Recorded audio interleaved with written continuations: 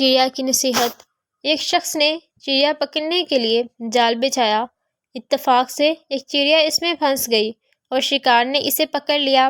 چڑیا نے اس سے کہا، اے انسان، تم نے کئی ہرن، بکرے اور مرغ وغیرہ کھائے ہیں۔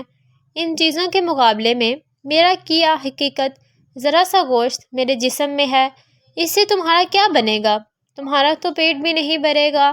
لیکن اگر تم مجھے آزاد کر دو تو میں تمہیں 3 نصیحتیں کروں گی جن پر عمل کرنے تمہارے لیے بہت مفید ہوگا۔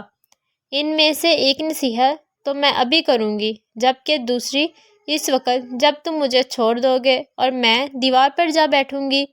اس کے بعد تیسری اور آخری نصیحت اس وقت کروں گی جب دیوار سے اٹھ کر سامنے درخت کی شاخ پر جا بیٹھوں گی۔ اس شخص کے دل میں تجسس پیدا ہوا، نہ جانے چڑیا کیا فائدہ مند نصیحت کرے گی۔ اس نے چڑیا کی بات مانتے ہوئے اس سے کہا، تم مجھے پہلے نصیحت کرو، میں تمہیں چھوڑ دوں گا۔ جو کہ چڑیا نے کہا، میری پہلی نصیحت یہ ہے کہ جو بات کبھی نہیں ہو سکتی اس کا یقین مت کرنا۔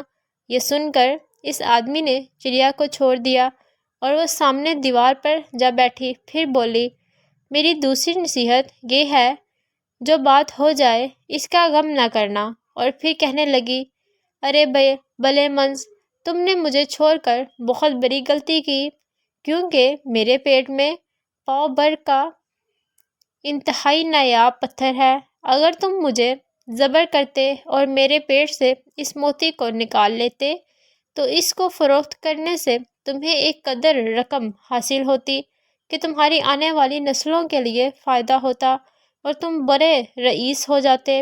ایک شخص نے جو یہ بات سنی تو لگا افسوس کرنے اور پچھتانے کہ اس چڑیا کو چھوڑ کر اپنی زندگی کی سب سے بڑی غلطی کی۔ اگر اسے نہ چھوڑتا تو میری نسلیں سنور جاتی۔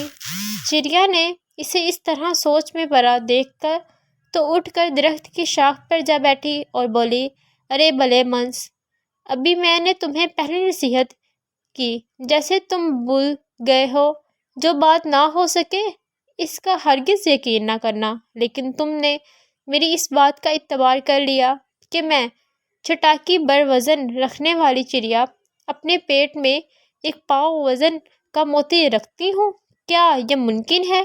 میں نے تمہیں دوسری نصیحت یہ کی تھی جو بات ہو جائے اس کا غم نہ کرنا، مگر تم نے دوسری نصیحت بھی کوئی اثر نہ کیا اور غم و افسوس میں مبتلا ہو گئے کہ خواہ مجھے جانے دیا۔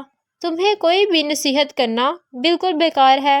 تم نے میری پہلی 2 نصیحتوں پر کب عمل کیا ہے جو تیسری پر کرو گے؟ تم نصیحت کے قابل نہیں ہو۔ یہ کہتے ہوئے چڑیا پھر سے اڑی اور ہوا میں پرواز کر گئی۔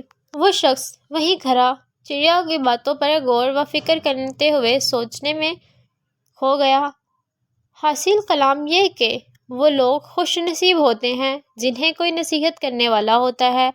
ہم اکثر خود کو عقل مند سمجھتے ہوئے اپنے مختلف ساتھیوں اور بزرگوں کی نصیحتوں پر کان نہیں دھرتے اور اس میں نقصان ہمارا ہی ہوتا ہے۔ یہ نصیحتیں صرف کہنے کی بات نہیں ہوتی کہ کسی نے کہہ دیا ہم نے سن لیا، بلکہ دانیال اور دوسروں کے تجربات سے حاصل ہونے والی انمول اثاثہ ہے جو یقیناً ہمارے لیے مشکل راہ ثابت ہو سکتی ہے اگر ہم ان نصیحتوں پر عمل بھی کریں۔ I hope you like my video, so please don't forget to subscribe my channel and press the bell icon. Thank you.